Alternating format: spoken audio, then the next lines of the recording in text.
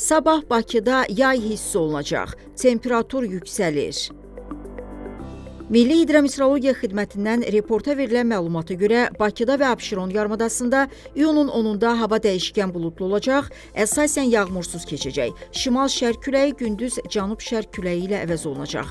Havanın temperaturu gecə 17-19, gündüz 27-32 dərəcə isti olacaq. Azərbaycanın əsasən dağlıq və dağətəyi rayonlarında iyunun 10-da havanın fasilələrlə yağıntılı olacağı gözlənilir.